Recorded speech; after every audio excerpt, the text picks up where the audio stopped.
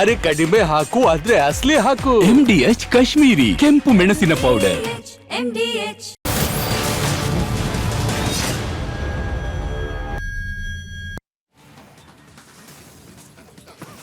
ನಮಸ್ಕಾರ, ನೀವು ನೋಡ್ತಾ ಇದ್ದೀರಾ ರಿಪಬ್ಲಿಕ್ ಕನ್ನಡ. ನಾನು ಪ್ರವೀಣ್. ನನ್ನ ಜೊತೆ ಇದೀಗ ನನ್ನ ಕಲೀಗ್ ನಾಗೇಂದ್ರ ಬಾಬು ಜಾಯ್ನ್ ಆಗಿದ್ದಾರೆ. ನಾಗೇಂದ್ರ ಬಾಬು, ಓಟ್ ಯು. Thank you Praveen. ದೆಹಲಿಯಿಂದ ಬೆಳಗಾವಿಗೆ ಹೊರಟಿದ್ದಂಥ ಕಾಂಗ್ರೆಸ್ ಸಂಸದರು, ಶಾಸಕರೆಲ್ಲರೂ ಕೂಡ ವಿಮಾನ ಟೇಕ್ ಆಫ್ ಆಗದೆ ಅಲ್ಲೇ ಉಳಿದುಕೊಂಡಿದ್ದಾರೆ. ಕಾರಣ ದಟ್ಟವಾಗಿ ಆವರಿಸಿರುವಂಥ ಮಂಜು ಅಂತ ಹೇಳಲಾಗ್ತಾ ಇದೆ. ಹವಾಮಾನ ವೈಪರೀತ್ಯದಿಂದಾಗಿ ವಿಮಾನದಲ್ಲಿ ಎಲ್ಲರೂ ಕೂಡ ಲಾಕ್ ಆಗಿದ್ದಾರೆ. ಇಂಡಿಗೋ ವಿಮಾನದಲ್ಲಿ ಸಿಲುಕಿಕೊಂಡಿದ್ದಾರೆ ಕಾಂಗ್ರೆಸ್ನ ಶಾಸಕರು, ಸಂಸದರು ಹಾಗೆ ಸಚಿವರು.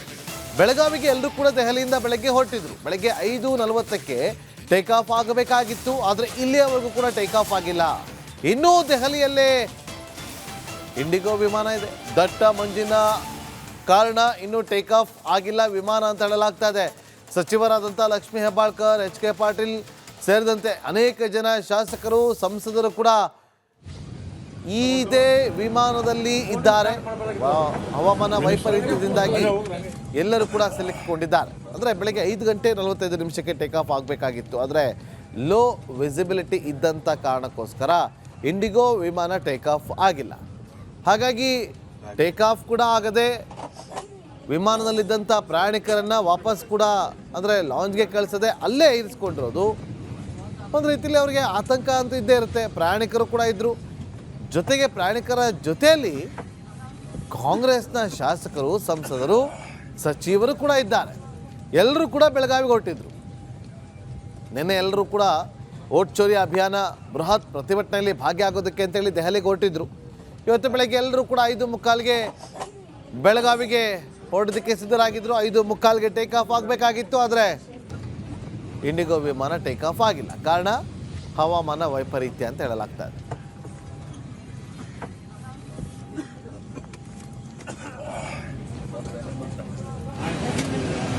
ನಮ್ದು ಮಾಡಿ ಅಲ್ಲೆಲ್ಲ ಮಿನಿಸ್ಟರ್ಸ್ ಎಲ್ಲ ತಗೊಂಡು ಬೋರ್ಡಿಂಗ್ ಸ್ಟಾರ್ಟ್ ಮಾಡಬೇಕಾಗಿತ್ತು. ಅವರು ಮಿನಿಸ್ಟರ್ ಹಂಗೆ ಹೋಗ್ರಿ, ಹಂಗೆ ಏಕೆ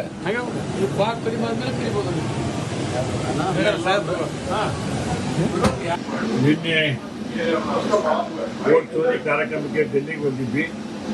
ಇಂಡಿಗೋ ವಿಮಾನ ಮತ್ತೆ ಸಮಸ್ಯೆ ಆಗಿದೆ. ಬೆಳಿಗ್ಗೆ 5:45 ಬಿಡ್ತಕ್ಕಂಥ ವಿಮಾನ ಈ ಬೆಳಗಾವಿ ಅಡ್ಮಿಷನ್ಗೆ ಎಲ್ಲ ಮಂತ್ರಿಗಳು, ಅದೇ ಎಚ್ ಕೆ ಪಾಟೀಲ್ ಸಾಹೇಬರು, ಶ್ರೀಮತಿ ಲಕ್ಷ್ಮೀ ಹೆಬ್ಬಾಳ್ಕರ್ ಅವರು, ಶರಣ್ ಪ್ರಕಾಶ್ ಪಾಟೀಲ್ ಅವರು, ಒಂದು 10-20 ಜನ ಶಾಸಕರು ಕೂಡ ಅದೀವಿ. ಅದಕ್ಕೆ ಕಲಂಬ್ರಭು ಪಾಟೀಲ್ ಅದಾರ, GS ಪಾಟೀಲ್ ಅದಾರ, ಮತ್ತು ಅದೇ ರೀತಿ ಈ ಸಲೀಂ ಅಹ್ಮದ್ ಅವರು ಚೀಫ್ ವಿಪ್ ಅದಾರ, ನಮ್ಮ ಬಸವಗೌಡ ಪಾಟೀಲ್ ಬಾದಳ್ಳಿ ಅವರು ಅದಾರ. ಭಾಳ ಜನ ಶಾಸಕರು ಎಲ್ಲರೂ ಕೂಡ ಇವತ್ತು ಇನ್ನೂ ವಿಮಾನದಲ್ಲಿ. ಅದಕ್ಕೆ ಇಂಥ ಘಟನೆಗಳು ಆಗಬಾರ್ದು. 2 ತಾಸು ಆತಿಗೆ ನಾನು ನಿಂತು ಎಲ್ಲರೂ ಕೆಲವೊಂದು ಶುಗರ್ ಪೇಷಂಟ್ ಅದಾರ. ಅದಕ್ಕೆ ಅವ್ರಿಗೂ ಕೂಡ ತೊಂದರೆ ಆಗಿದೆ. ಈ ಸಮಸ್ಯೆನ ಪರಿಹಾರ ಮಾಡೋಕ್ಕೆ ವಿಮಾನದಲ್ಲಿ ವಿಶೇಷವಾದಂಥ ಕ್ರಮ ಮುಂದೆ ಕೇಂದ್ರ ಸರ್ಕಾರ ತಗೋಬೇಕಂತ ಒತ್ತಾಯ ಮಾಡಿ ನಿನ್ನೆ ಓಟ್ ಚೋರಿ ಕಾರ್ಯಕ್ರಮಕ್ಕೆ ಡೆಲ್ಲಿಗೆ ಬಂದಿದ್ವಿ. ಇಂಡಿಗೋ ವಿಮಾನ ಮತ್ತೆ ಸಮಸ್ಯೆ ಆಗಿದೆ. ಬೆಳಿಗ್ಗೆ 5:45 ಬಿಡ್ತಕ್ಕಂಥ ವಿಮಾನ ಈ ಬೆಳಗಾವಿ ಅಡ್ಮಿಷನ್ಗೆ ಎಲ್ಲ ಮಂತ್ರಿಗಳು, ಅದೇ ಎಚ್ ಕೆ ಪಾಟೀಲ್ ಸಾಹೇಬರು, ಶ್ರೀಮತಿ ಲಕ್ಷ್ಮೀ. ವಿಮಾನಗಳ ಹಾರಾಟಕ್ಕೆ ಹವಾಮಾನ ವೈಪರೀತ್ಯವೇ ಅಡ್ಡಿಯಾಗಿದೆ ಅಂತ ಹೇಳಲಾಗ್ತಾ ಇದೆ. ಪ್ರಮುಖ ವೈಮಾನಿಕ ಸಂಸ್ಥೆಗಳಿಂದ ಪ್ರಯಾಣಿಕರಿಗೆ ಸಲಹೆಯನ್ನು ಕೂಡ ಕೊಡಲಾಗಿದೆ. ದಟ್ಟವಾದ ಮಂಜು ಕವಿದ ವಾತಾವರಣ ಇದೆ ದೆಹಲಿಯಲ್ಲಿ. ಹಾಗಾಗಿ ವಿಮಾನಗಳು ತಡವಾಗಿ ಟೇಕ್ ಆಫ್ ಆಗುತ್ತೆ. ಅಸ್ಪಷ್ಟ ಗೋಚರದಿಂದಾಗಿ ವಿಮಾನಗಳ ಹಾರಾಟದಲ್ಲಿ ವ್ಯತ್ಯಯ ಆಗ್ತಾ ಇದೆ. ಕ್ಷಣ ಕ್ಷಣದ ಮಾಹಿತಿಯನ್ನು ಆ್ಯಪ್ಗಳು ಹಾಗೆ ವೆಬ್ಸೈಟ್ ಮೂಲಕ ತಲುಪಿಸಲಾಗುತ್ತೆ. ಪ್ರಯಾಣಿಕರ ಸುರಕ್ಷತೆಗೆ ಬೇಕಾದಂಥ ಕ್ರಮವನ್ನು ತೆಗೆದುಕೊಳ್ತಾ ಇದ್ದೀವಿ ಅಂತೇಳಿ, ಆಕಾಶ ಬೇಗ ತಿಳಿಯಾಗಿ ಗೋಚರಿಸುವಂತೆ ಕಾಯ್ತಾ ಇದ್ದೀವಿ ಅಂತೇಳಿ ಇಂಡಿಗೋ ಏರ್ ಇಂಡಿಯಾದಿಂದ ಪ್ರಯಾಣಿಕರಿಗೆ ಮಾಹಿತಿ ರವಾನೆ ಆಗಿದೆ.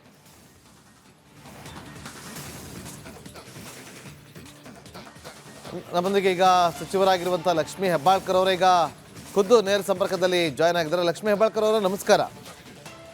ನಮಸ್ಕಾರ. ಎಷ್ಟೊತ್ತಿಂದ ತಗಲಾಕೊಂಡಿದ್ದೀರಿ ಇಂಡಿಗೋ ವಿಮಾನದಲ್ಲಿ ಲಕ್ಷ್ಮೀ ಹೆಬ್ಬಾಳ್ಕರ್ ಅವರೇ? ನಾವು ಒಂದು 5:40ಗೆ ಬಂದಿದ್ವಿ. 5:50 ಡಿಪಾರ್ಚರು. ಒಂದು ಹೊರಗೆ ಎಲ್ಲ ಬಂದಿದ್ವಿ ನಾವು. ಶರಣ್ ಪ್ರಕಾಶ್ ಪಾಟೀಲ್ ಇದ್ದಾರೆ, ಎಚ್ ಕೆ ಪಾಟೀಲ್ ಸಾಹೇಬ್ರು ಇದ್ದಾರೆ. 4 ಗಂಟೆ ಆಯ್ತು. 4 ಗಂಟೆ ಒಂದ್ ನಿಮ್ಗೆ 20 ಜನ ಅಂದ್ರೆ ಇದ್ದಾರೆ, FSC-ಗಳಿದ್ದಾರೆ.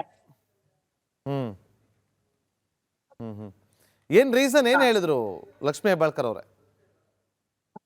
ವಿಸಿಬಿಲಿಟಿ ಕಡಿಮೆ ಇದೆ, fog, due to fog.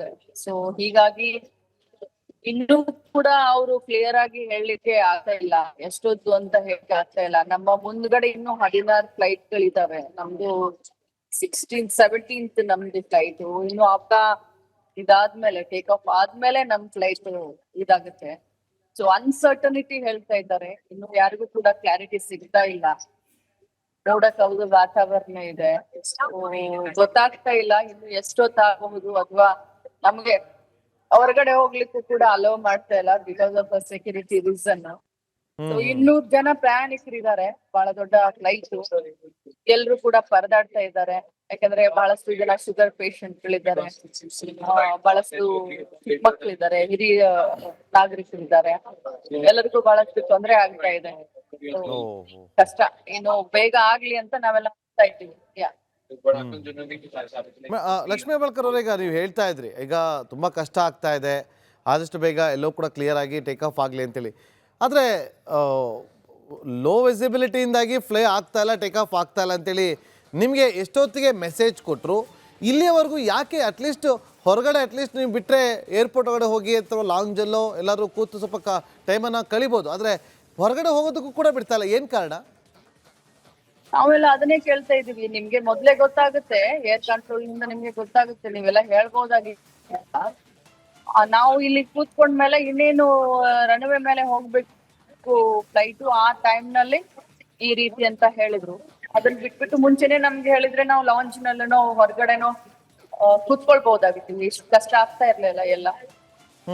But ಇಲ್ಲಿ ಇದಕ್ಕಿಂತ ಜಾಸ್ತಿ ನಮ್ಗೆ ಇವತ್ತು ದಾವಣಗೆರೆಗೆ ಹೋಗ್ಬೇಕು ಅಂತ ನಾವೆಲ್ಲರೂ ಹೊರಟಿದ್ದದ್ದು. ಶಂಕರ್ ಬಜ್ಜಿ ಅವರ ಇದಕ್ಕೆ ಹೋಗೋಣ ಕುಂದ್ರಲ್ಗೆ ಅಂತ ನಾವೆಲ್ಲರೂ ಬೆಳಗ್ಗೆ ಬೇಗ ಎಲ್ಲ 2:30-3 ಗಂಟೆಗೆ ಹೊರಟು ಎಲ್ಲ ಏರ್ಪೋರ್ಟ್ ಬಂದಂತವ್ರು. ಅಲ್ಲಿ ಎಲ್ಲ ಮುಟ್ಲಿಕ್ಕೆ ಆಗದಿಲ್ಲ ಅನ್ನುವಂಥದ್ದು ಅದು ಒಂದು ಬೇರೆ ನಮ್ಗೆ ಇದು ಕಾಡ್ತಾ ಇದೆ. ಕೊನೆ ದರ್ಶನ ಒಂದು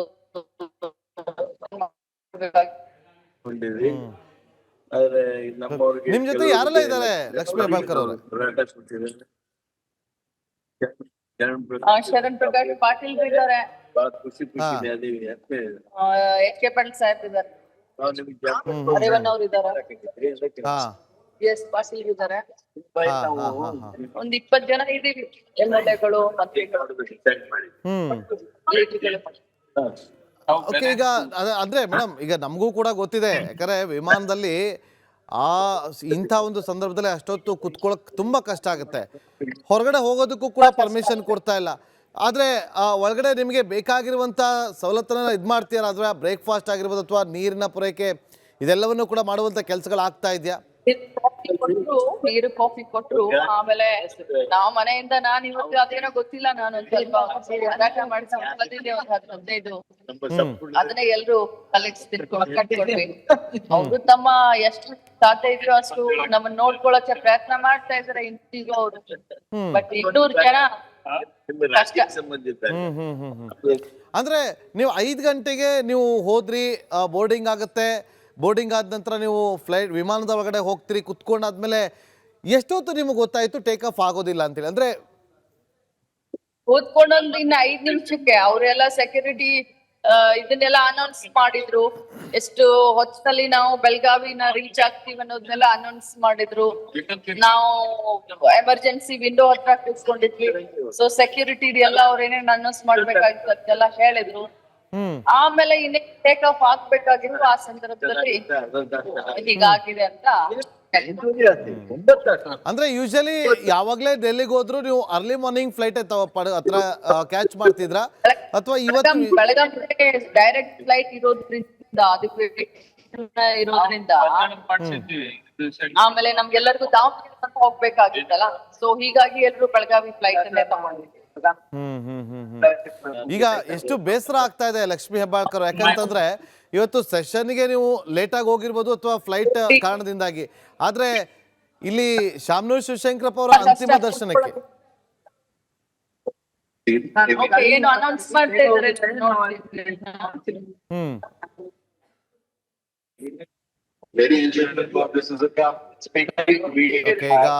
ಈಗ ಅವರು ನಮ್ಮೊಂದಿಗೆ ಲೈವ್ ಅಲ್ಲಿ ಇದ್ದಂತ ಸಂದರ್ಭದಲ್ಲೇ ಅಲ್ಲೇನೋ ಅನೌನ್ಸ್ ಅನ್ನ ಮಾಡುವಂತ ಕೆಲಸವನ್ನ ಮಾಡಲಾಗ್ತಾ ಇದೆ.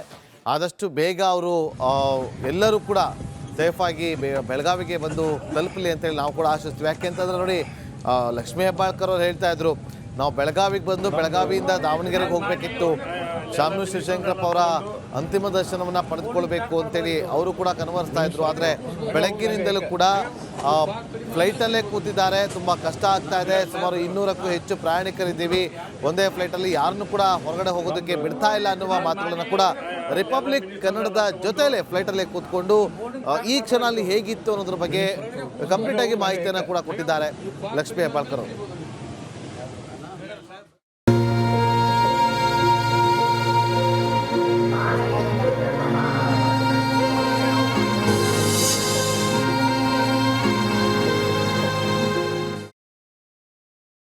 ಹಲವು ತಿಂಗಳಿಂದ ವಯೋಸಹಜ ಕಾಯಿಲೆಯಿಂದ ಬಳಲ್ತಾ ಇದ್ದಂತಹ ಶಾಮನೂರು ಶಿವಶಂಕರಪ್ಪ ಅವರು ನಿನ್ನೆ ಸಂಜೆ 6:30 ಸುಮಾರಿಗೆ ಬೆಂಗಳೂರಿನ ಖಾಸಗಿ ಆಸ್ಪತ್ರೆಯಲ್ಲಿ ಚಿಕಿತ್ಸೆ ಫಲಿಸದೆ ವಿಧಿವಶರಾಗಿದ್ದಾರೆ. ಅವರನ್ನು ಅಂತಿಮ ದರ್ಶನಕ್ಕೆ ಪಡೆದುಕೊಳ್ಳಬೇಕು ಅಂತೇಳಿ ಅನೇಕ ಗಣ್ಯರು ಕೂಡ ನಿನ್ನೆ ಆಸ್ಪತ್ರೆಗೂ ಕೂಡ ಬಂದಿದ್ದರು. ವೀರಶೈವ ಮಹಾಸಭಾದ ಕಚೇರಿಗೆ ಅವರ ಪಾರ್ಥಿವ ಶರೀರವನ್ನು ತೆಗೆದುಕೊಂಡು ಹೋಗಲಾಯಿತು. ಬೆಂಗಳೂರಿನ ನಿವಾಸಕ್ಕೂ ಕೂಡ ತೆಗೆದುಕೊಂಡು ಹೋಗಿ ಅಲ್ಲಿ ಅನೇಕ ಮಠಾಧಿಪತಿಗಳು ಕೂಡ ಬಂದು ನಿನ್ನೆ ಪೂಜೆಯನ್ನು ಸಲ್ಲಿಸಿದರು. ರಾತ್ರಿಯೇ ಅವರ ಪಾರ್ಥಿವ ಶರೀರವನ್ನು ದಾವಣಗೆರೆಗೆ ತೆಗೆದುಕೊಂಡು ಹೋಗಲಾಗಿದ್ದು, ಈಗ ಅಲ್ಲಿ ಅಂತಿಮ ದರ್ಶನಕ್ಕೆ ಎಲ್ಲ ರೀತಿಯಾದಂಥ ವ್ಯವಸ್ಥೆಯನ್ನು ಮಾಡಿಕೊಳ್ಳಲಾಗಿದೆ. ಶಿಕ್ಷಣ ಕ್ಷೇತ್ರದ ಹರಿಕಾರ, ಮಧ್ಯ ಕರ್ನಾಟಕ ಭಾಗದ ಜನರ ಒಂದು ರೀತಿಯಲ್ಲಿ ಹರಿಕಾರ ಅಂತಲೇ ಕರೆಸ್ಕೊಂಡಿದ್ದಂಥ ಶಾಮನೂರು ಶಿವಶಂಕರಪ್ಪ ಅವರು ಇನ್ನು ನೆನಪು ಮಾತ್ರ.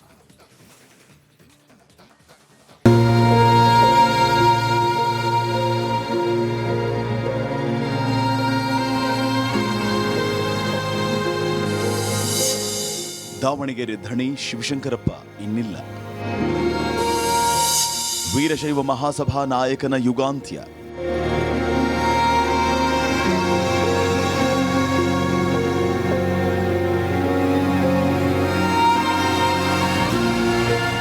ದಾವಣಗೆರೆ ದಕ್ಷಿಣ ಕ್ಷೇತ್ರದ ಕಾಂಗ್ರೆಸ್ ಶಾಸಕ, ಅಖಿಲ ಭಾರತ ವೀರಶೈವ ಮಹಾಸಭಾದ ರಾಷ್ಟ್ರೀಯ ಅಧ್ಯಕ್ಷರಾದ ಶಾಮನೂರು ಶಿವಶಂಕರಪ್ಪ ವಿಧಿವಶರಾಗಿದ್ದಾರೆ. 94 ವರ್ಷದ ಶಿವಶಂಕರಪ್ಪ ವಯೋಸಹಜ ಕಾಯಿಲೆಗಳಿಂದ ಬಳಲುತ್ತಿದ್ದರು. ಕೆಲ ದಿನಗಳ ಹಿಂದೆ ಬೆಂಗಳೂರಿನ ಖಾಸಗಿ ಆಸ್ಪತ್ರೆಗೆ ದಾಖಲಿಸಲಾಗಿತ್ತು. ಆದರೆ ನಿನ್ನೆ ಸಂಜೆ 6:20ಕ್ಕೆ ಚಿಕಿತ್ಸೆ ಫಲಕಾರಿಯಾಗದೆ ಸಂಜೆ ಕೊನೆಯುಸಿರೆಳೆದಿದ್ದಾರೆ.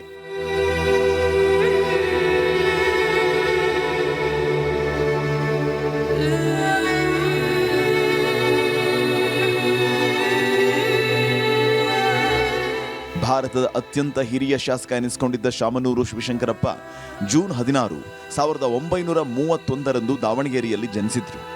ಸಾಮಾನ್ಯ ಕುಟುಂಬದಿಂದ ಬಂದು ರಾಜಕೀಯ, ಶಿಕ್ಷಣ, ಉದ್ಯಮ ಮತ್ತು ಸಮಾಜ ಸೇವೆಯಲ್ಲಿ ತಮ್ಮದೇ ಆದ ಛಾಪು ಮೂಡಿಸಿದ್ರು. ಶಾಮನೂರು ನಡೆದು ಬಂದ ದಾರಿಯನ್ನು ನೋಡೋದಾದ್ರೆ,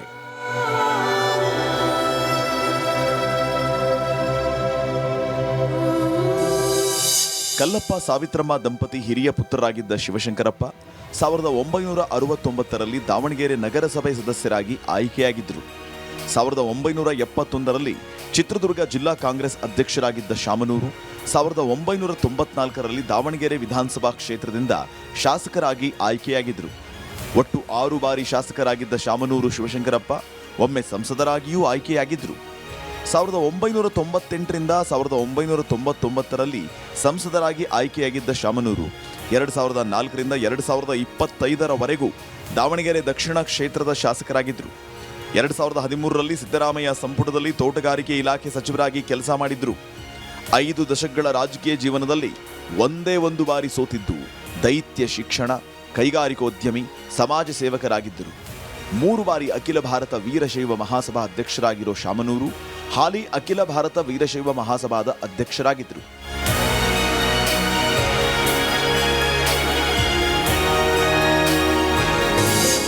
ಉದ್ಯಮಿಯಾಗಿ ಬಾಪೂಜಿ ಸಂಸ್ಥೆ ಕಟ್ಟಿದ್ದ Shamanur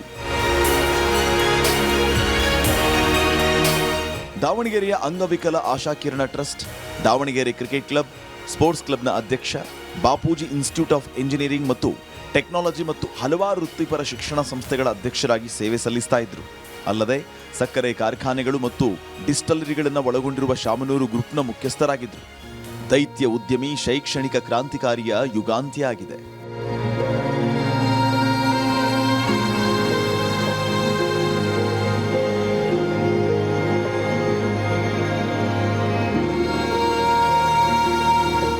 bureau report, republic Kannada. Shamanur Shivashankarappa ಅವರ ಅಂತಿಮ ದರ್ಶನಕ್ಕೆ ಅಭಿಮಾನಿಗಳ ದಂಡೆ ಹರಿದು ಬರ್ತಾ ಇದೆ. ಅಂತಿಮ ದರ್ಶನಕ್ಕೆ ವ್ಯವಸ್ಥೆಯನ್ನು ಕೂಡ ಮಾಡಿಕೊಡಲಾಗಿದೆ. ಶಿವಶಂಕರಪ್ಪ ಅವರ ನಿವಾಸದಲ್ಲಿ ಪಾರ್ಥಿವ ಶರೀರದ ದರ್ಶನವನ್ನು ಪಡೆದು ಅಂತಿಮ ನಮನವನ್ನು ಸಲ್ಲಿಸ್ತಾ ಇದ್ದಾರೆ. ಬೆಳಗ್ಗೆ 10:30ವರೆಗೂ ಕೂಡ ಮನೆಯಲ್ಲಿ ಧಾರ್ಮಿಕ ಕ್ರಿಯಾ ವಿಧಾನ ನಡೆಯುತ್ತೆ. ಅದಾದ ನಂತರ ಹೈಸ್ಕೂಲ್ ಮೈದಾನಕ್ಕೆ ಅವರ ಪಾರ್ಥಿವ ಶರೀರವನ್ನು ಶಿಫ್ಟ್ ಮಾಡಲಾಗುತ್ತೆ. ಅಲ್ಲಿ ಸಂಜೆವರೆಗೂ ಕೂಡ ಅಂತಿಮ ದರ್ಶನಕ್ಕೆ ವ್ಯವಸ್ಥೆಯನ್ನು ಕೂಡ ಮಾಡಿಕೊಡಲಾಗುತ್ತೆ. ಅದಾದ ನಂತರ ಇವತ್ತು ಸಂಜೆ ಅಂತ್ಯಕ್ರಿಯೆ ಕೂಡ ನಡೆಯುತ್ತೆ. ಮತ್ತಷ್ಟು ಮಾಹಿತಿಯನ್ನು ಕೊಡೋದಕ್ಕೆ ನಮ್ಮ ಇಬ್ಬರು ಪ್ರತಿನಿಧಿಗಳು ಈ ಕ್ಷಣಕ್ಕೆ ನೇರ ಸಂಪರ್ಕದಲ್ಲಿ ಜಾಯ್ನ್ ಆಗಿದ್ದಾರೆ. ಒಂದು ಕಡೆ ಮಾರುತಿ ನಮ್ಮ ಪ್ರತಿನಿಧಿ, ಅದೇ ರೀತಿಯಾಗಿ ಮತ್ತೊಂದು ಕಡೆ ನಮ್ಮ ಪ್ರತಿನಿಧಿ ವಿಠಲ್, ಇಬ್ಬರು ಕೂಡ ನೇರ ಸಂಪರ್ಕದಲ್ಲಿ ಜಾಯ್ನ್ ಆಗಿದ್ದಾರೆ. ಮೊದಲಿಗೆ ವಿಠಲ್ ಬಳಿ ಹೋಗ್ತೀನಿ. ವಿಠಲ್, ಅಂತಿಮ ದರ್ಶನಕ್ಕೆ ಹೇಗೆಲ್ಲ ವ್ಯವಸ್ಥೆಯನ್ನು ಮಾಡಿಕೊಳ್ಳಲಾಗಿದೆ, ಜೊತೆಗೆ ಇವತ್ತು ಎಷ್ಟೊತ್ತಿಗೆ ಅಂತ್ಯಕ್ರಿಯೆ ನಡೆಯುತ್ತೆ, ಯಾರೆಲ್ಲ ಈಗ ಗಣ್ಯರು ಆಗಮಿಸ್ತಿದ್ದಾರೆ ಅಂತಿಮ ದರ್ಶನವನ್ನು ಪಡೆದುಕೊಳ್ಳೋದಕ್ಕೆ?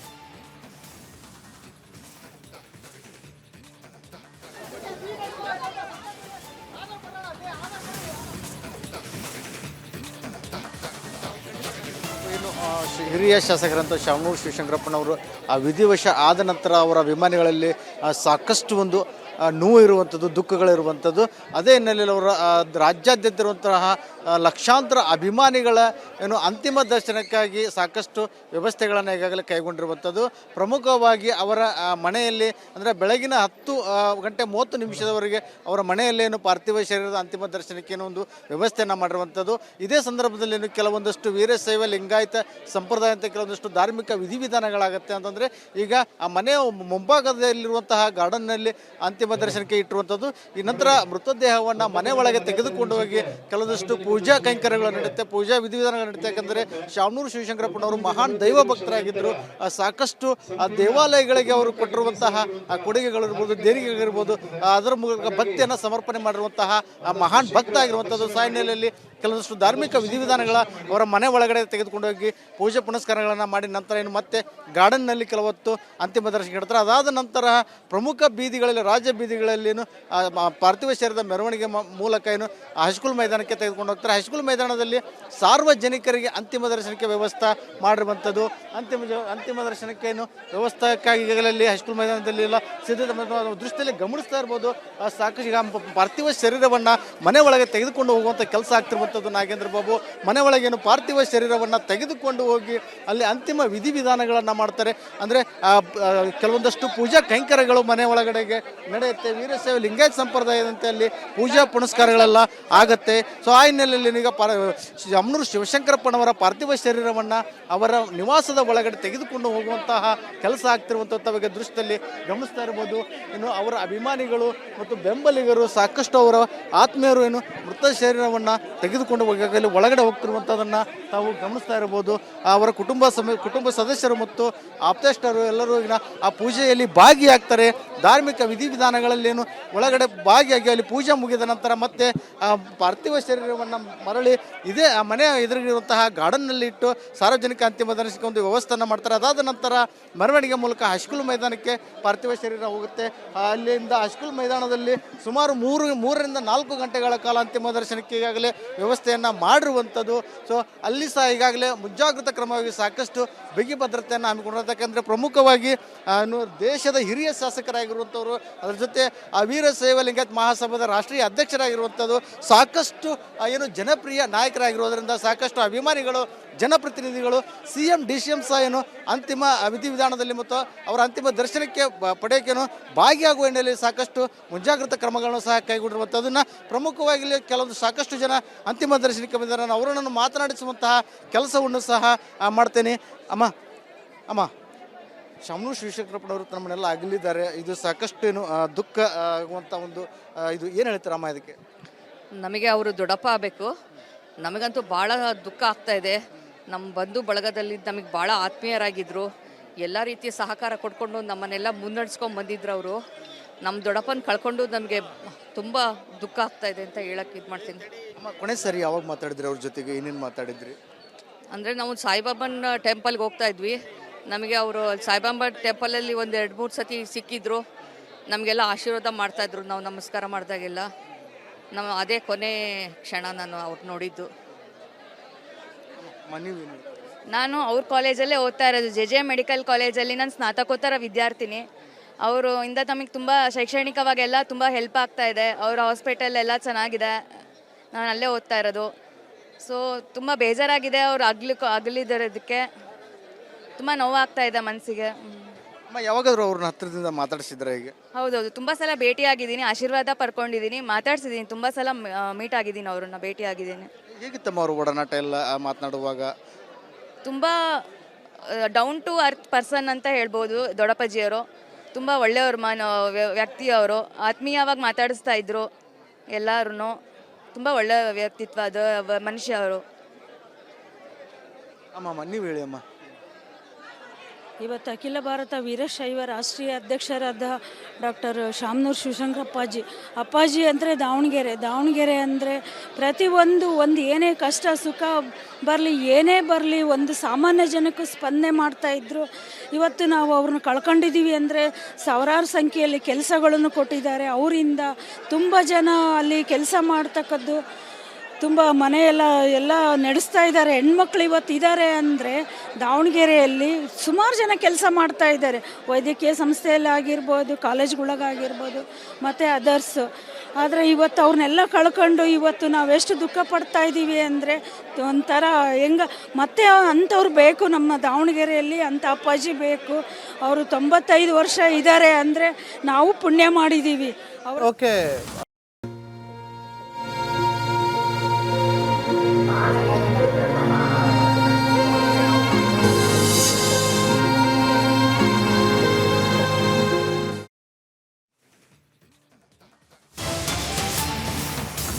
ಮಾಜಿ ಸಚಿವರಾಗಿದ್ದಂತಹ ಶಾಮನೂರು ಶಿವಶಂಕರಪ್ಪ ಅವರ ನಿಧನದ ಹಿನ್ನೆಲೆಯಲ್ಲಿ ಸಿದ್ಧಗಂಗಾ ಮಠದಿಂದ ವಿಶೇಷವಾಗಿ ವಿಭೂತಿ ಘಟ್ಟಿಗಳನ್ನು ರವಾನೆ ಮಾಡಲಾಗಿದೆ. 100 ವಿಭೂತಿ ಘಟ್ಟಿ ಸಿದ್ಧಗಂಗಾ ಮಠದಿಂದ ದಾವಣಗೆರೆಗೆ ಕಳುಹಿಸಿಕೊಡಲಾಗಿದೆ. ತಮ್ಮ ವಾಹನದಲ್ಲೇ ಸಿದ್ಧಲಿಂಗ ಶ್ರೀಗಳು ತೆಗೆದುಕೊಂಡು ಹೋಗಿದ್ದಾರೆ. ಸಿದ್ಧಗಂಗಾ ಮಠದಿಂದ ದಾವಣಗೆರೆಯತ್ತ ಸಿದ್ಧಗಂಗಾ ಶ್ರೀಗಳು ಹೊರಟಿದ್ದಾರೆ. ಅವರೇ ಖುದ್ದು ವಿಭೂತಿ ಘಟ್ಟಿಗಳನ್ನು ತೆಗೆದುಕೊಂಡು ಹೊರಟಿದ್ದಾರೆ.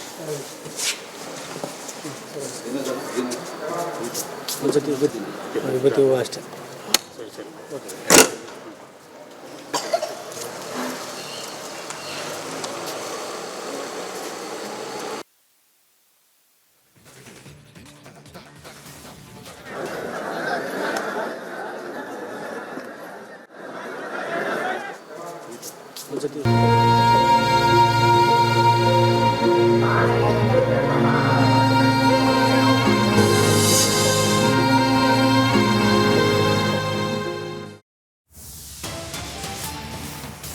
ಶಾಸಕ ಶಾಮನೂರು ಶಿವಶಂಕರಪ್ಪ ನಿಧನ ಹಿನ್ನೆಲೆ ಸಾರ್ವಜನಿಕರಿಗೆ ಅಂತಿಮ ದರ್ಶನಕ್ಕೆ ಅಂತಿಮ ಸಿದ್ಧತೆ ನಡೀತಾ ಇದೆ. ದಾವಣಗೆರೆ ಹೃದಯ ಭಾಗದ ಹೈಸ್ಕೂಲು ಮೈದಾನದಲ್ಲಿ ಈಗ ಸಿದ್ಧತೆ ನಡೀತಾ ಇದೆ. ಪೊಲೀಸರ ಕಣ್ಗಾವಲಿನಲ್ಲಿ ಅಂತಿಮ ನಮನಕ್ಕೆ ಸಕಲ ಸಿದ್ಧತೆ ತಯಾರಾಗ್ತಾ ಇದೆ. ಸಾರ್ವಜನಿಕರಿಗೆ ವಿವಿಐಪಿಗೆ ಎಲ್ಲ ರೀತಿಯಾಗಿ ಸಿದ್ಧತೆಯನ್ನು ಮಾಡಿಕೊಳ್ತಾ ಇದ್ದಾರೆ.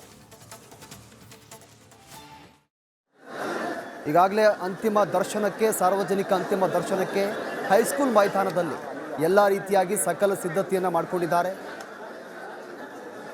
ಗಣ್ಯರು ಕೂಡ ಆಗಮಿಸ್ತಾರೆ. ಹೀಗಾಗಿ ಪೊಲೀಸ್ ಭದ್ರತೆಯನ್ನು ಕೂಡ ಕೈಗೊಳ್ಳಲಾಗಿದೆ. ದಾವಣಗೆರೆಯ ಹೈಸ್ಕೂಲ್ ಮೈದಾನದಲ್ಲಿ ಸಾರ್ವಜನಿಕ ದರ್ಶನಕ್ಕೆ ಈಗಾಗಲೇ ಎಲ್ಲ ರೀತಿಯಾಗಿ ಸಿದ್ಧತೆ ಕೂಡ ನಡೀತಾ ಇದೆ. ವಿಚಾರಕ್ಕೆ ಸಂಬಂಧಪಟ್ಟಂತೆ ನಮ್ಮ ಪ್ರತಿನಿಧಿ ಮಾರುತಿ ನಮ್ಮ ಜೊತೆ ನೇರ ಸಂಪರ್ಕದಲ್ಲಿದ್ದಾರೆ. ಮಾರುತಿ, ಈಗಾಗಲೇ ಸಾರ್ವಜನಿಕ ದರ್ಶನಕ್ಕೆ ಹೈಸ್ಕೂಲ್ ಮೈದಾನದಲ್ಲಿ ಎಲ್ಲ ಸಿದ್ಧತೆ ಕೂಡ ನಡೆದಿದೆ. ಸದ್ಯಕ್ಕೆ ಸಿದ್ಧತೆ ಯಾವ ರೀತಿಯಾಗಿ ನಡೀತಾ ಇದೆ? ಈಗ ಸದ್ಯಕ್ಕೆ ಅಲ್ಲಿನ ಪರಿಸ್ಥಿತಿ ಯಾವ ರೀತಿಯಾಗಿದೆ?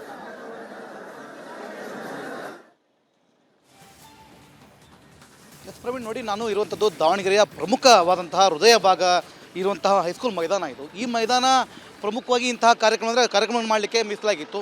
ಇವತ್ತು ಇಲ್ಲಿಯ ಸ್ಥಳೀಯರು ಹೇಳೋ ಪ್ರಕಾರ ಶಾಮನೂರು ಶಿವಶಂಕರಪ್ಪನವರ ಅಂತಿಮ ದರ್ಶನ ಪಡೆಯುವಂಥ ಜಾಗ ಆಗಿದೆ ಅಂತ ಒಂದು ಸ್ವಲ್ಪ ಬೇಸರ ಮಾಡ್ತಾಯಿದ್ದಾರೆ. ಇನ್ನು ಬೆಳಗ್ಗೆಯಿಂದ ಏನು ಅವರ ಪಾರ್ಥಿವ ಶರೀರ ಬಂತು, ಅಲ್ಲಿದ್ದ ಕೂಡ ಇದೀಗ ಜನರು ಕೊರೆಯುವ ಚಳಿಯಲ್ಲಿ ಕೆಲಸ ಮಾಡ್ತಾ ಇದ್ದಾರೆ. ಅದರಲ್ಲೂ ಕೂಡ ಏನು ನಗರಸಭೆ ಆಗಿರ್ಬೋದು ಮತ್ತು ಪಟ್ಟಣ ಪಂಚಾಯತ್ ಪ್ರತಿಯೊಬ್ಬ ನಾಗರಿಕರು ಕೂಡ ಇಲ್ಲಿ ಬಂದು ಅವ್ರ ದರ್ಶನವನ್ನು ಮಾಡಲಿಕ್ಕೆ ಮುಂದಾಗ್ತಾರೆ. ಇನ್ನು ಈ ದಾವಣಗೆರೆಯ ಏನು ಪೌರಾಡಳಿತ ಕಾರ್ಮಿಕರಿದ್ದಾರೆ, ಪೊಲೀಸರು ಇರ್ಬೋದು, ಇವರೆಲ್ಲರೂ ಕೂಡ ಕೆಲಸ ಮಾಡ್ತಾರೆ. ಪ್ರಮುಖವಾಗಿ ನನ್ನ ಬಲಭಾಗದಲ್ಲಿ ನಿಮ್ಮ ಶಿವ ತೋರಿಸ್ತಾ ಹೋಗ್ತಾರೆ. ಇಲ್ಲಿ ಈ ಪ್ರಮುಖವಾಗಿ ಇರುವಂತಹ ಈ ಹೈಸ್ಕೂಲ್ಗೆ 3 ಗೇಟ್ಗಳಿದ್ದಾವೆ. ಆ 3 ಗೇಟ್ಗಳಲ್ಲಿ ಇದು ಪ್ರಥಮವಾದಂಥ ಗೇಟು. ಇದಾದ ಬಳಿಕ ಪಕ್ಕದಲ್ಲಿರುವಂಥ 2 ಗೇಟ್ಗಳನ್ನು ಸಾರ್ವಜನಿಕರನ್ನ ಬಿಡಲಿಕ್ಕೆ ಮಾಡಿರುವಂಥದ್ದು. ಪ್ರಮುಖವಾಗಿರುವಂಥ ಈ ನಂಬರ್ 1 ಗೇಟ್ ಏನಿದೆ, ಇಲ್ಲಿ ಒನ್ ವೇ ಇರೋದ್ರಿಂದ ಕೇವಲ VVIPಗಳಿಗೆ ಅಂದರೆ ರಾಜ್ಯದ ಮುಖ್ಯಮಂತ್ರಿ ಅಥವಾ CM DCMಗಳು ಬಂದರೆ, ಸಚಿವರುಗಳು ಬಂದರೆ, ಶಾಸಕರುಗಳು ಬಂದರೆ ಮಾತ್ರ ಈ ಒಂದು ಜಾಗದಲ್ಲಿ ಅವಕಾಶವನ್ನು ಮಾಡಿಕೊಳ್ಳುವಂಥದ್ದು. ಇನ್ನು ಪಕ್ಕದಲ್ಲಿ ನಮ್ಮ ಶಿವ ತೋರಿಸ್ತಾರಲ್ಲ, ಈ ಒಂದು ಭಾಗದಲ್ಲಿ ಸಾರ್ವಜನಿಕರು ಬರುವಂಥ ಜಾಗ ಇದು. ಎಷ್ಟು ಜನ ಬಂದರೂ ಕೂಡ ಅಂತಿಮ ದರ್ಶನವನ್ನು ಮಾಡಲಿಕ್ಕೆ ಅವಕಾಶ ನೀಡೋದಕ್ಕೆ ಜಿಲ್ಲಾಡಳಿತ ಸಕಲ ಸಿದ್ಧತೆಯನ್ನು ಮಾಡಿರುವಂತಹದ್ದು. ಇನ್ನು ಯಾವುದೇ ಕಾರಣಕ್ಕೂ ಧೂಳಾಗಬಾರ್ದು ಅಂತೇಳಿ ಈಗ ದಾವಣಗೆರೆ ಮಹಾನಗರ ಪಾಲಿಕೆಯವರು ನೀರನ್ನು ಹೊಡೆಯುವ ಮುಖಾಂತರ ಧೂಳನ್ನು ಕಡಿಮೆ ಮಾಡೋ ಕೆಲಸ ಮಾಡ್ತಿದ್ದಾರೆ. ಇನ್ನು ಪೊಲೀಸರು ಕೂಡ ಸಾಕಷ್ಟು ಜನಸಂಖ್ಯೆಯಲ್ಲಿ ಬಂದಿರುವಂಥದ್ದು. ಅಂದರೆ ಯಾವುದೇ ರೀತಿಯ ಅಹಿತಕರ ಘಟನೆ ನಡೀಬಾರ್ದು ಅಂತೇಳಿ ಪೊಲೀಸರು ಎಡಿಷನಲ್ SP ಆಗಿರ್ಬೋದು, SP ಮತ್ತು ಪ್ರಮುಖ ಅಧಿಕಾರಿ ವರ್ಗ ಕೂಡ ಇಲ್ಲಿ ಕೆಲಸವನ್ನು ನಿರ್ವಹಿಸ್ತಾ ಇರುವಂಥದ್ದು. ಈಗಾಗಲೇ ಕೆಲವೊಂದಿಷ್ಟು ಪೊಲೀಸರನ್ನು ಆಯಾ ಜಾಗಕ್ಕೆ ಕೆಲಸ ನಿರ್ವಹಣೆಗೆ ಕಳಿಸಿರುವಂಥದ್ದು. ಇನ್ನು ಪ್ರಮುಖವಾಗಿ ತಾವು ದೃಶ್ಯದಲ್ಲಿ ನೋಡ್ತಿರೋ ಹಾಗೆ ಈ ಪೆಂಡಲ್ ಕಾಣುತ್ತಲ್ಲ, ಈ ಪೆಂಡಲ್ನಲ್ಲಿ VVIPಗಳಿಗೆ ಮಾತ್ರ ನೇರವಾಗಿ ದರ್ಶನ ಮಾಡಲಿಕ್ಕೆ ಅವಕಾಶ ಇರುವಂಥದ್ದು. ಅವರು ತಂದಂಥ ಮಾರ್ಗಗಳನ್ನು ಹಾಕಲಿಕ್ಕೆ ಇರುವಂಥ ಅವಕಾಶ. ಇನ್ನೇನು ಕೆಲವೇ ಕ್ಷಣಗಳಲ್ಲಿ ಅಂತಿಮ ಸಂಸ್ಕಾರ ಅಂದರೆ ದರ್ಶನಕ್ಕೆ ಬರುವಂಥ ಜನರಿಗೆ ಇಲ್ಲಿ ಜಾಗವನ್ನು ಮಾಡಿಕೊಟ್ಟಿರುವಂಥದ್ದು. ಇಲ್ಲಿ ತೋರಿಸುವಂಥ ನಮ್ಮ ಶಿವ ತೋರಿಸ್ತಾರೆ. ಈ ಜಾಗದಲ್ಲಿ ನಂಬರ್ 2 ಮತ್ತು 3 ಅನ್ನೋ 2 ಗೇಟ್ಗಳಿದ್ದಾವೆ. ಇದು ಸಾರ್ವಜನಿಕರಿಗೆ ಬಂದು ದೂರದಿಂದಲೇ ನೋಡಿ ಹೋಗಬೇಕಾಗುತ್ತೆ, ಯಾಕಂದರೆ ಒಳಗಡೆ ಬರಲಿಕ್ಕೆ ಅವಕಾಶ ಇರೋದಿಲ್ಲ. ಅದಾದ ಬಳಿಕ ಇಲ್ಲಿನ ದೃಶ್ಯದಲ್ಲಿ ನೋಡ್ತಿರೋ ಹಾಗೆ ಈ ಕೆಳಗೆ ಕಾಣ್ತಿರುವಂಥ ಜಾಗದಲ್ಲಿ ಶಾಮನೂರು ಶಿವಶಂಕರಪ್ಪನವರ ಪಾರ್ಥಿವ ಶರೀರವನ್ನು ಇಟ್ಟು ಅಲ್ಲಿ ಬರುವಂಥ ಜನರಿಗೆ ಅಂತಿಮ ದರ್ಶನ ಕೊಡಲಿಕ್ಕೆ ಮುಂದಾಗ್ತಾರೆ. ಪೊಲೀಸರು ಕೂಡ ಸಾಕಷ್ಟು ಸಂಖ್ಯೆಯಲ್ಲಿ ನೆರೆದಿರುವಂಥದ್ದು. ಹಾವೇರಿ ಆಗಿರ್ಬೋದು, ದಾವಣಗೆರೆ ಆಗಿರ್ಬೋದು, ಶಿವಮೊಗ್ಗ, ಚಿತ್ರದುರ್ಗ, ತುಮಕೂರು ಜಿಲ್ಲೆಗಳಿಂದನೂ ನಾನಾ ಭಾಗಗಳಿಂದ ಪೊಲೀಸನ್ನು ಕೂಡ ನಿಯೋಜನೆ ಮಾಡಿರುವಂಥದ್ದು. ಹೋಮ್ಗಾರ್ಡ್ಗಳು ಕೆಲಸ ಮಾಡ್ತಾ ಇದ್ದಾರೆ, ಮಹಾನಗರ ಪಾಲಿಕೆಯ ಸಿಬ್ಬಂದಿಗಳು ಕೆಲಸ ಮಾಡ್ತಾ ಇದ್ದಾರೆ. ಧೂಳಾಗದಿರೋ ಹಾಗೆ ನೀರನ್ನು ಹೊಡೆಯುವ ಕೆಲಸ ಆಗಿರ್ಬೋದು. ಒಟ್ಟಾರೆಯಾಗಿ ಶಾಮನೂರು ಶಿವಶಂಕರಪ್ಪನವರನ್ನ ಪ್ರೀತಿಯಿಂದ ಬೀಳ್ಕೊಡ್ಬೇಕು ಅನ್ನೋ ವಿಚಾರದಲ್ಲಿ ಜಿಲ್ಲಾಡಳಿತ ಕೂಡ ಸಾಕಷ್ಟು ಕೆಲಸವನ್ನು ಮಾಡಲಿಕ್ಕೆ ಮುಂದಾಗ್ತಿರುವಂಥದ್ದು. ಆದರೆ ಇನ್ನೇನು ಕೆಲವೇ ಕ್ಷಣಗಳಲ್ಲಿ ಇಲ್ಲಿಗೆ ಪಾರ್ಥಿವ ಶರೀರ ತಂದು ಸಾರ್ವಜನಿಕರಿಗೆ ನೋಡಲಿಕ್ಕೆ ಅವಕಾಶ ಮಾಡಿಕೊಳ್ತಾ ಕೆಲಸ. Praveen. Okay, thank you Maruti ತಮ್ಮೆಲ್ಲ ಮಾಹಿತಿಗೆ.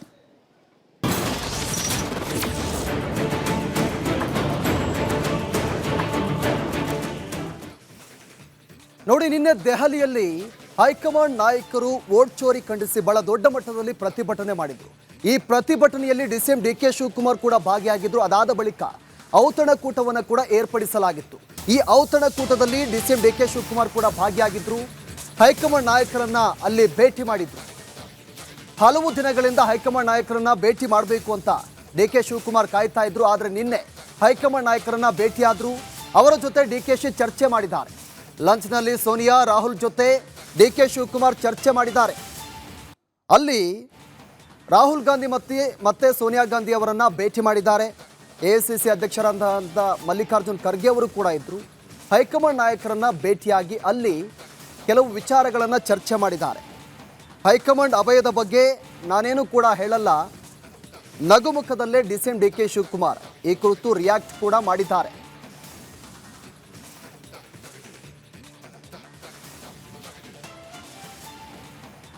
ನೋಡಿ, ಯಾವಾಗ DCM DK ಶಿವಕುಮಾರ್ ನಿನ್ನೆ ಔತಣಕೂಟದಲ್ಲಿ ಹೈಕಮಾಂಡ್ ನಾಯಕರನ್ನ ಭೇಟಿಯಾಗಿ ಕೆಲವು ವಿಚಾರಗಳನ್ನು ಚರ್ಚೆ ಮಾಡಿದ್ದಾರೆ.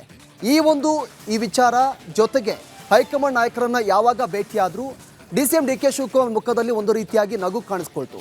ಈ ಕುರಿತು ಒಂದು ವರದಿ ನಿಮ್ಮ ಮುಂದೆ.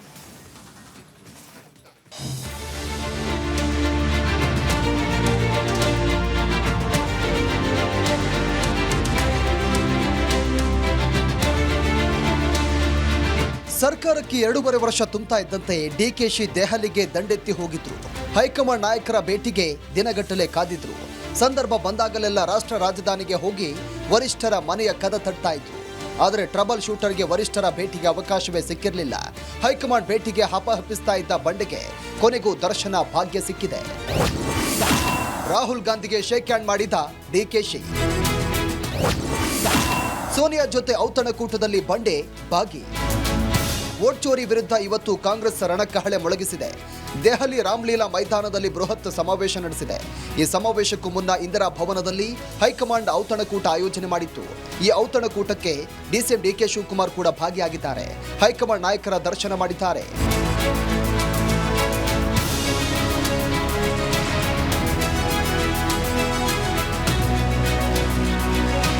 ಮಧ್ಯಾಹ್ನ ಔತಣಕೂಟದಲ್ಲಿ ಭಾಗಿಯಾದ ಡಿಸಿಎಂ ಡಿಕೆ ಶಿವಕುಮಾರ್ ನಗುಮುಖದಲ್ಲಿ ಹೈಕಮಾಂಡ್ ನಾಯಕರಿಗೆ ನಮಸ್ಕರಿಸಿದ್ದಾರೆ. ಸೋನಿಯಾ ಗಾಂಧಿ, ರಾಹುಲ್ ಗಾಂಧಿ, ಮಲ್ಲಿಕಾರ್ಜುನ್ ಖರ್ಗೆಯನ್ನ ಮಾತನಾಡಿಸಿದ್ದಾರೆ. ಅದರಲ್ಲೂ ರಾಹುಲ್ ಗಾಂಧಿಗೆ ಬಂಡೆ ಶೇಕ್ ಹ್ಯಾಂಡ್ ಮಾಡಿದ್ದಾರೆ. ರಾಹುಲ್ ಗಾಂಧಿಗೆ ಅಭಿನಂದನೆ ಸಲ್ಲಿಸಿದ ಡಿಕೆಶಿ.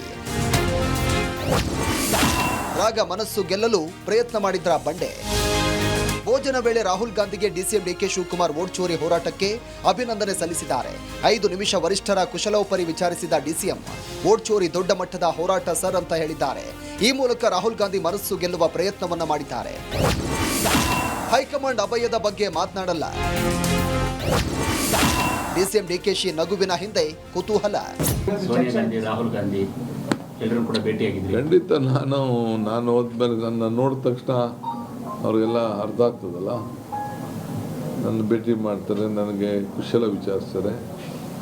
ಇದೆಲ್ಲ ನಮ್ಮ ಸೌಹಾರ್ದದ ಭೇಟಿಗಳೆಲ್ಲ ಇರ್ತದೆ, ಪರ್ಸನಲ್ ಭೇಟಿ ಏನಿಲ್ಲ.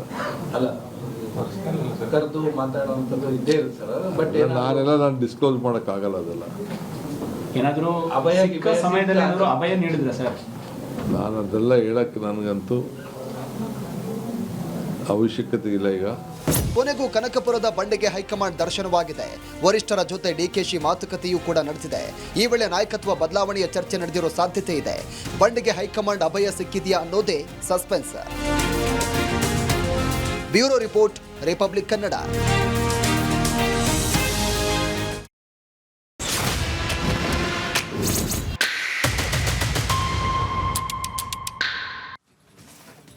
ಮೊಟ್ಟೆ ಅಂದರೆ ಯಾರಿಗೆ ತಾನೇ ಇಷ್ಟ ಇಲ್ಲ ಹೇಳಿ. ಚಿಕ್ಕವರಿಂದ ಹಿಡಿದು ದೊಡ್ಡವರವರೆಗೂ ಕೂಡ ಮೊಟ್ಟೆಯನ್ನು ತಿಂತಾರೆ. ಅದರ ಜೊತೆಗೆ ಜಿಮ್ ಹೋಗೋರು ಕೂಡ ಈ ಪ್ರೋಟೀನಲ್ಲಿ ಈ ಮೊಟ್ಟೆಯನ್ನು ಆ್ಯಡ್ ಮಾಡ್ತಾರೆ. ಈಗ ಈ ಮೊಟ್ಟೆಯಲ್ಲಿ ಕ್ಯಾನ್ಸರ್ ಕಾರಕ ಅಂಶ ಇದೆ ಅನ್ನೋ ವದಂತಿ ಕೂಡ ಹೆಚ್ಚಾಗಿದೆ. ಈ ಕುರಿತ ಒಂದು ವರದಿ ಇಲ್ಲಿದೆ ನೋಡಿ.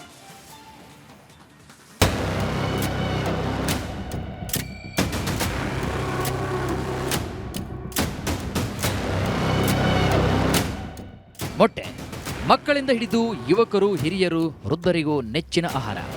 ಕೇವಲ ನಾನ್ ವೆಜಿಟೇರಿಯನ್ಸ್ ಮಾತ್ರವಲ್ಲ, ಫಿಟ್ನೆಸ್ ಬಯಸೋರು ತಮ್ಮ ಫುಡ್ ಮೆನುವಿನಲ್ಲಿ ಮೊಟ್ಟೆಯನ್ನ ಮಿಸ್ ಮಾಡೋದೇ ಇಲ್ಲ. ಆದರೆ ಇದೀಗ ಮೊಟ್ಟೆ ಪ್ರಿಯರಿಗೆ ಬೆಚ್ಚಿ ಬೀಳಿಸೋ ಮಾಹಿತಿ ಹೊರಬಿದ್ದಿದೆ.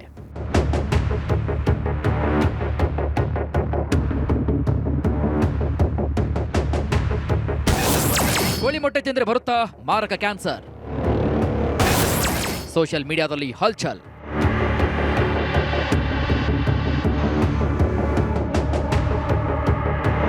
ಉಸಿರಾಡುವ ಗಾಳಿಯಿಂದ ಹಿಡಿದು ತಿನ್ನುವ ಆಹಾರದ ತನಕ ವಿಷವಾಗ್ತಾ ಇದೆ.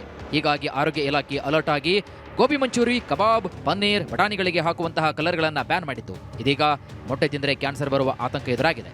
ಇನ್ನು ಇದೇ ಕಾರಣಕ್ಕೆ ಆರೋಗ್ಯ ಇಲಾಖೆ ಕೋಳಿ ಮೊಟ್ಟೆಗಳನ್ನು ಕೂಡ ಟೆಸ್ಟ್ಗೆ ಕಳಿಸಿದೆ.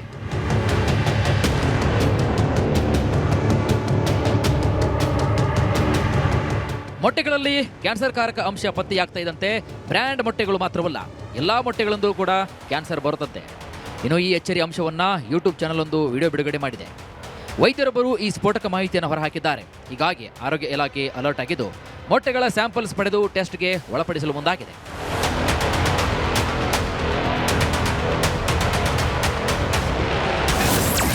ನೀವು ಮೊಟ್ಟೆ ಪ್ರಿಯರೇ, ಎಗ್ ರೈಸ್ ಪ್ರಿಯರೇ? ಹಾಗಾದ್ರೆ ಇಲ್ಲಿ ನೋಡಿ, ಮೊಟ್ಟೆ ತಿಂದರೆ ಕ್ಯಾನ್ಸರ್ ಎಂಬ ವದಂತಿ ಆತಂಕ ಎದುರಾಗಿದೆ. ಕೋಳಿಗಳಿಗೆ ಸೋಂಕು ತಡೆಗಟ್ಟಲು ಇಂಜೆಕ್ಷನ್ ಕೊಡಲಾಗ್ತಿದೆಯಂತೆ. ಕೋಳಿಗಳಿಗೆ ಜೀವ ನಿರೋಧಕ ಇಂಜೆಕ್ಷನ್ ನೀಡಲಾಗ್ತಾ ಇದ್ದು, ಜೀವ ನಿರೋಧಕ ಇಂಜೆಕ್ಷನ್ನಿಂದ ಮೊಟ್ಟೆಗಳಿಗೆ ಎಫೆಕ್ಟ್ ಆಗ್ತಾ ಇದೆ. ಇದರಿಂದ ಮೊಟ್ಟೆಗಳಲ್ಲಿ AOZ ಔಷಧದ ಅಂಶ ಪತ್ತೆಯಾಗ್ತಾ ಇದೆಯಂತೆ. ನಿಷೇಧಿತ ನೆಟ್ರಫಿರಾನ್ ಮೆಟಾಬೊಲೈಟ್ ಅಂಶ ಪತ್ತೆಯಾಗಿದೆ ಅಂತ ಹೇಳಲಾಗ್ತಾ ಇದೆ. ಇದರಿಂದ ಸಂತಾನೋತ್ಪತ್ತಿ, ರೋಗ ನಿರೋಧಕ ವ್ಯವಸ್ಥೆಗೆ ಹಾನಿ ಉಂಟಾಗ್ತಿದ್ದು ಕ್ಯಾನ್ಸರ್ನಂತಹ ಅಪಾಯಕಾರಿ ಕಾಯಿಲೆಗಳಿಗೂ ಕೂಡ ಕಾರಣವಾಗಬಹುದು. ಈ ಬಗ್ಗೆ ಖಾಸಗಿ ಯೂಟ್ಯೂಬ್ ಚಾನಲ್ ಒಂದರಲ್ಲಿ ಚರ್ಚೆ ಹುಟ್ಟುಹಾಕಿದ್ದು, ವಿಡಿಯೋ ವೈರಲ್ನಿಂದ ಮೊಟ್ಟೆ ಪ್ರಿಯರಿಗೆ ಆತಂಕ ಶುರುವಾಗಿದೆ.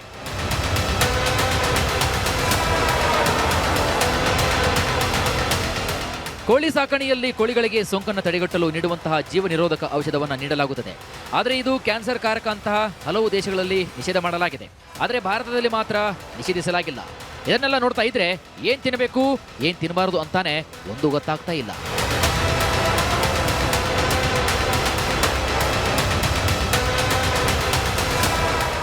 ದೀಪ್ತಿ ತೋಳ್ಪಾಡಿ, ರಿಪಬ್ಲಿಕ್ ಕನ್ನಡ, ಬೆಂಗಳೂರು. ನೋಡಿ, ಮೊಟ್ಟೆಯಲ್ಲಿ ಕ್ಯಾನ್ಸರ್ ಕಾರಕ ಅಂಶ ಇದೆ ಅನ್ನೋ ವದಂತಿ ವಿಚಾರಕ್ಕೆ ಸಂಬಂಧಪಟ್ಟಂತೆ ಆರೋಗ್ಯ ಸಚಿವ ದಿನೇಶ್ ಗುಂಡೂರಾವ್ ಈ ವಿಚಾರಕ್ಕೆ ಸಂಬಂಧಪಟ್ಟಂತೆ ರಿಯಾಕ್ಟ್ ಮಾಡಿದ್ದಾರೆ. ಯಾರೂ ಕೂಡ ಆತಂಕ ಪಡೋದು ಬೇಡ, ಈ ವಿಚಾರವನ್ನು ತುಂಬಾ ಗಂಭೀರವಾಗಿ ಪರಿಗಣಿಸಿದ್ದೇವೆ. ಈ ಪ್ರಕರಣವನ್ನ ಇಲಾಖೆ ಗಂಭೀರವಾಗಿ ಪರಿಗಣಿಸುತ್ತೆ. ನಾವು ಸಂಪೂರ್ಣವಾಗಿ ಮಾಹಿತಿಯನ್ನ ಸಂಗ್ರಹ ಮಾಡಬೇಕು. ಯಾವುದೋ ಒಂದು ಕಂಪನಿಯನ್ನೋ ಮಾಹಿತಿ ಇದೆ, ಈ ಬಗ್ಗೆ ತನಿಖೆ ಮಾಡಲು ಅಧಿಕಾರಿಗಳಿಗೆ ಸೂಚನೆಯನ್ನ ಕೊಟ್ಟಿದ್ದೇವೆ. ಜನರು ಭಯ ಪಡದಂತೆ ದಿನೇಶ್ ಗುಂಡೂರಾವ್ ಮನವಿಯನ್ನ ಮಾಡಿಕೊಂಡಿದ್ದಾರೆ.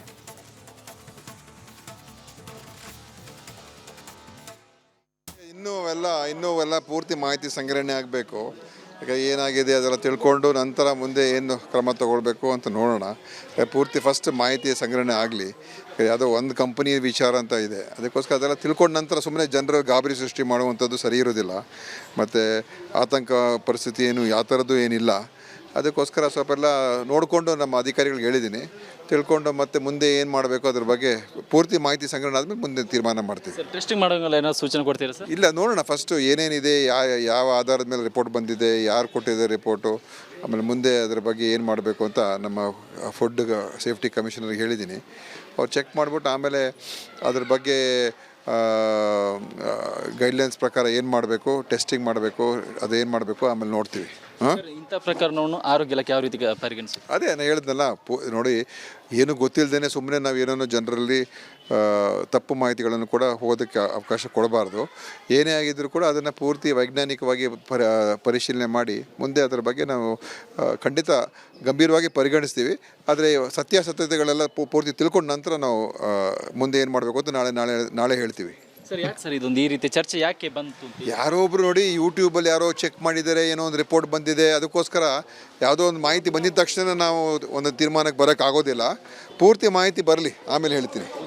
ಇವೆಷ್ಟು ಆರೋಗ್ಯ ಸಚಿವರಾಗಿರುವಂತಹ ದಿನೇಶ್ ಗುಂಡೂರಾವ್ ಅವರ ಮಾತು. ಕ್ಯಾಮರಾ ಪರ್ಸನ್ ಮಂಜುನಾಥ್ ದೇವನಹಳ್ಳಿ ಜೊತೆ ಸತ್ತಾರ್, ರಿಪಬ್ಲಿಕ್ ಕನ್ನಡ, ಬೆಂಗಳೂರು.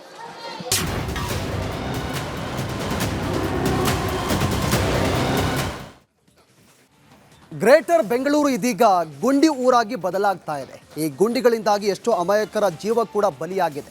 ಮತ್ತೊಂದು ಕಡೆ ಜನರು ಕೂಡ ಈ ಗುಂಡಿಯನ್ನು ಮುಚ್ಚಿ ಅಂತ ಆಕ್ರೋಶವನ್ನು ಕೂಡ ಹೊರ ಹಾಕ್ತಾ ಇದ್ದಾರೆ.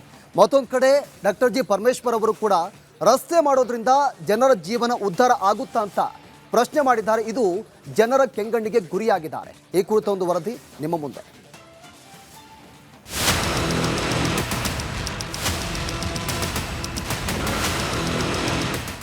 ಗ್ಯಾರಂಟಿ ಅಂತ ಕಾಂಗ್ರೆಸ್ ಅಧಿಕಾರದ ಚುಕ್ಕಾಣಿ ಹಿಡಿತು.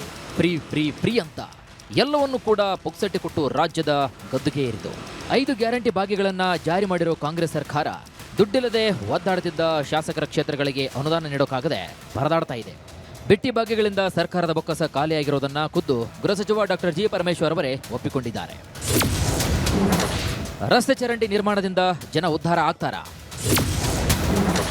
ಗೃಹ ಸಚಿವ ಡಾಕ್ಟರ್ ಜಿ ಪರಮೇಶ್ವರ್ ಅವರೇ ಎಂಥ ಪ್ರಶ್ನೆ. ನಾನು ಒಂದೇ ಪ್ರಶ್ನೆ ಕೇಳ್ತೀನಿ, ನೀವು ರಸ್ತೆ ಮಾಡೋದ್ರಿಂದ, ಚರಂಡಿ ಮಾಡೋದ್ರಿಂದ ಉದ್ಧಾರ ಆಗ್ತದೆ? ತುಮಕೂರಿನಲ್ಲಿ ನಡೆದ ಬಂಜಾರ ಸಮುದಾಯದ ಕಾರ್ಯಕ್ರಮದಲ್ಲಿ ಗೃಹ ಸಚಿವರು ಆಡಿರುವಂತಹ ಮಾತುಗಳಿವು. ಅಬ್ಬಬ್ಬಾ, ಎಂಥ ಮಾತು. ಇವರ ಮಾತು ಕೇಳಿದ್ರೆ ಕಿವಿಗಳು ಪಾವನವಾಗುತ್ತೆ. ರಸ್ತೆ ಮಾಡೋದ್ರಿಂದ, ಚರಂಡಿ ಮಾಡೋದ್ರಿಂದ ಬಡವರ ಜೀವನ ಉದ್ಧಾರ ಆಗುತ್ತಾ? ಹೀಗಂತ ಡಾಕ್ಟರ್ ಜಿ ಪರಮೇಶ್ವರ್ ಪ್ರಶ್ನೆ ಮಾಡಿದ್ದಾರೆ. ನಾನು ಒಂದೇ ಪ್ರಶ್ನೆ ಕೇಳ್ತೀನಿ, ಯಾರು ಇದನ್ನ ಟೀಕೆ ಮಾಡ್ತಾರೆ, ಯಾರು ಈ ಕಾರ್ಯಕ್ರಮಗಳನ್ನು ಒಪ್ಪೋದಿಲ್ಲ, ಅವ್ರಿಗೆ ಒಂದು ಪ್ರಶ್ನೆ, ಈ ಜನ ಏನಾಗಬೇಕು?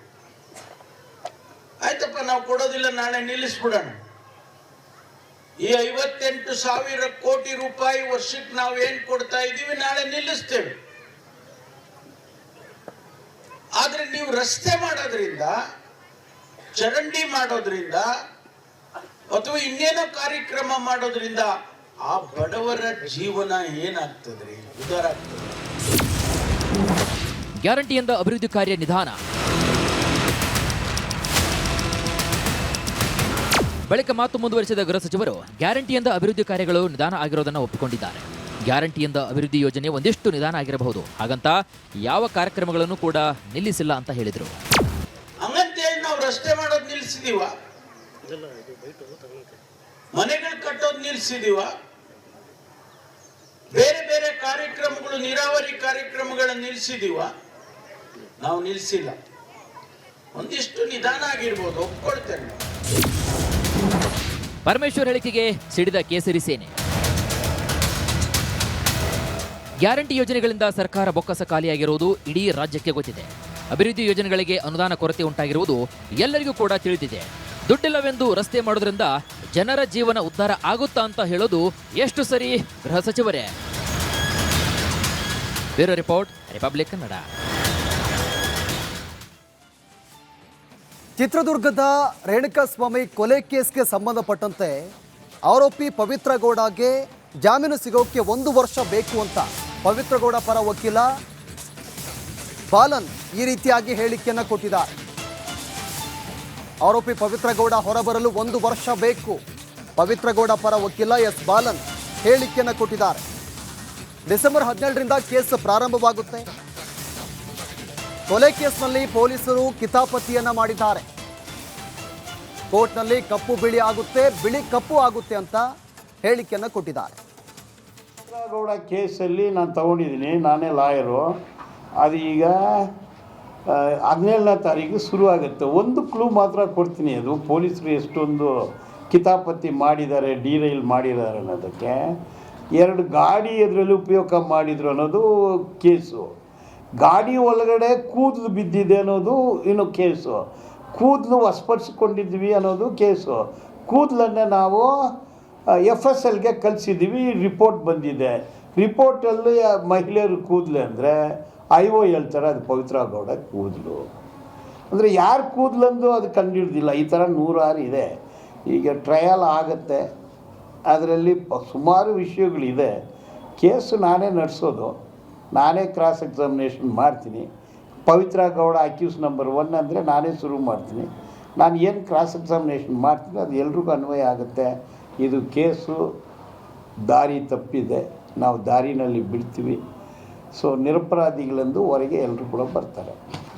ಜಾಮೀನು ಅರ್ಜಿ ವೆಕೇಟ್ ಆಯ್ತಂದರೆ ಒಂದು ಸುಪ್ರೀಂ ಕೋರ್ಟ್ಗೂ ತೆಗೆದುಕೊಂಡು ಹೋದರು.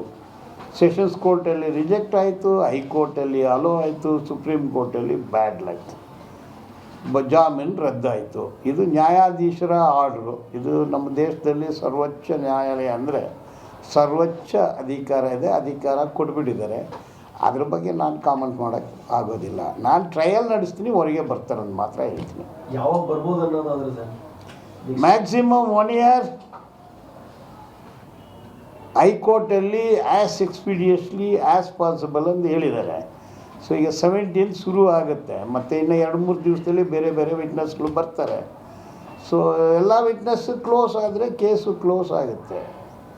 ಸೊ ಕೋರ್ಟಲ್ಲಿ ಟ್ರಯಲ್ ಆಗುತ್ತಲ್ಲ, ಹೇಳೋದೆಲ್ಲ ನಿಜ ಆಗುತ್ತೆ, ನಿಜ ಸುಳ್ಳು ಆಗುತ್ತೆ, ಸುಳ್ಳು ನಿಜ ಆಗುತ್ತೆ, ನಿಜ ಸುಳ್ಳು ಆಗುತ್ತೆ, ಉಲ್ಟಾ ಸೀದಾ ಆಗುತ್ತೆ, ಸೀದಾ ಉಲ್ಟಾ ಆಗುತ್ತೆ, ಕಪ್ಪು ಬೆಳೆಯೋದಾಗುತ್ತೆ, ಬೆಳೆಯೋದು ಕಪ್ಪಾಗುತ್ತೆ, ಕತ್ತಲು.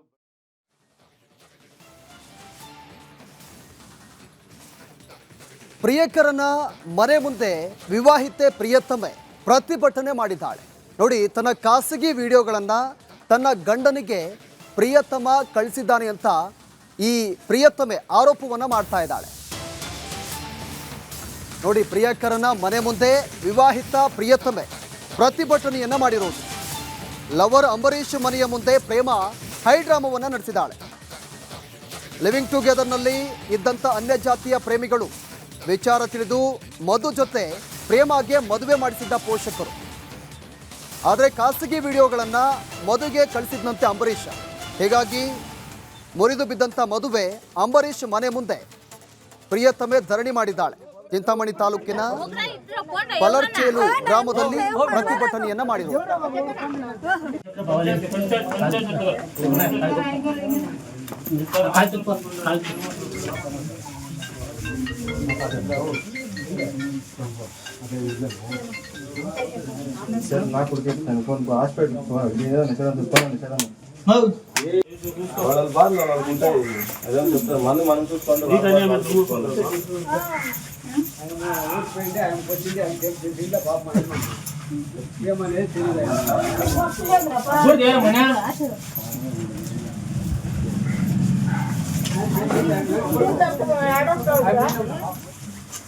ಇದರ ಕೆಂಪು ಬಣ್ಣ ಅದ್ಭುತ, ಖಾರ ಕಡಿಮೆ ಆದ್ರೂ ರುಚಿಕರ.